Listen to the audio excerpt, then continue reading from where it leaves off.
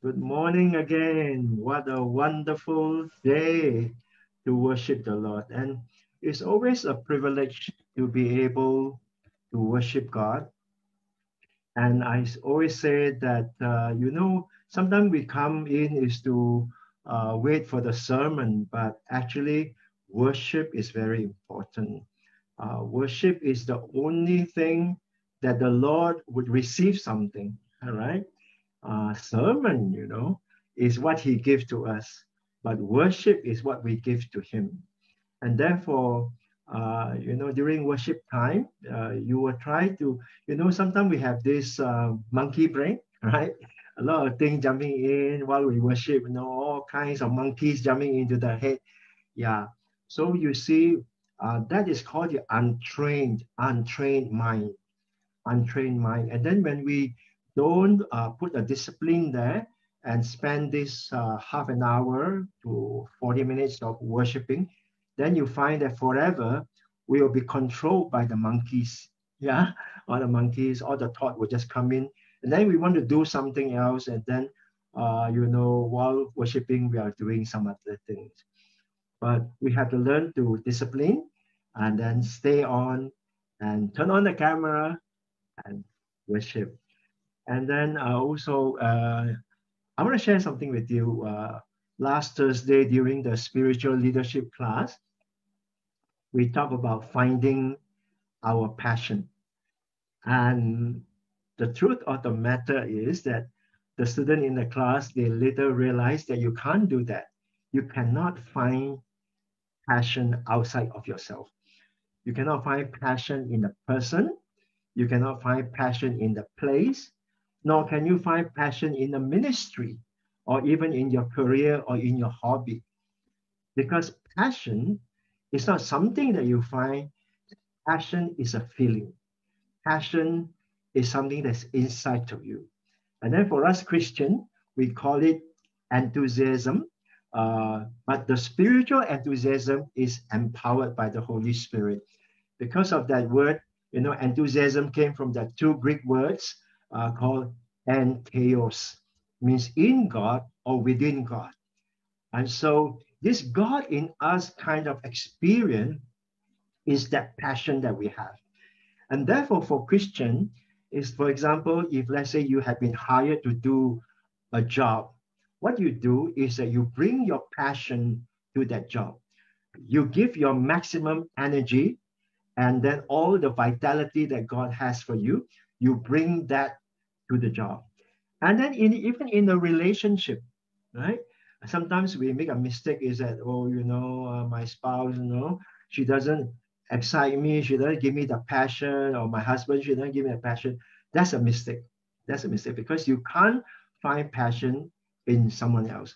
Uh, but you have to bring passion to the occasion.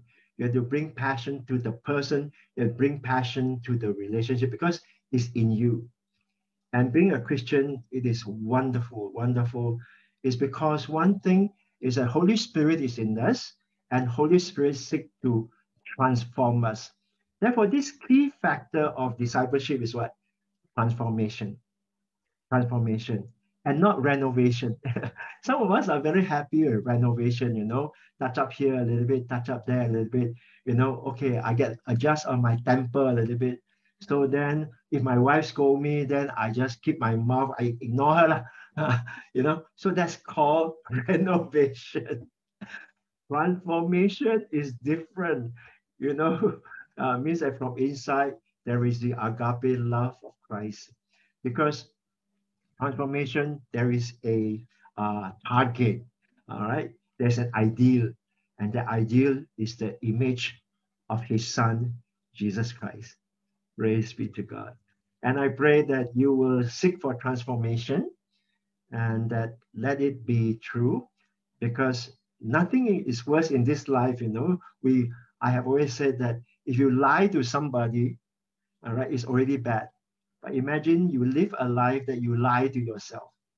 Oh, that's tragic. That is tragic. So you say, I'm a disciple of Christ, but you're not. Oh, that is sad. Your whole life, imagine you have been a Christian for 30 years and your whole life you live a lie. No. What you really need to do is go for the real stuff. All right. If the Lord is convicting you in the area of your ego, then hand over. Remember the handover prayer? So hand over to the Lord. So in FaithLine, we encourage you to do handover prayer. Now, handover prayer is only the beginning part. You hand over. You hand over all these monkeys, right? They come into your brain. You hand over to the Lord, and then you can spend time with the Lord so that without all this invasion of all these extra thoughts that come into your mind, any thought that's just flying in your mind, you hand over. And then so that you can spend that time with the Lord. And then we also encourage you to join our Bible reading every day. It's called the Huddle, and you can talk to us, and we will put you in a group so that you can read Bible with us every day. So that is a daily devotion. Now you see this daily activity is very important. You can't do this once a week. You have to have these daily activities, daily encounter with God. Then transformation can take place. All right, the power of habits, the power of rituals. This will help you to be changed. And then, of course, our meditation. If you come in on first Wednesday and the third Wednesday night, you find that we actually teach you how to meditate, which means that learning how to be quiet for 10 minutes and then another 15 minutes. So altogether 25 minutes. And we will show you how so that your spiritual life will truly be the genuine one, the transformed one. Praise be to God. So I'm gonna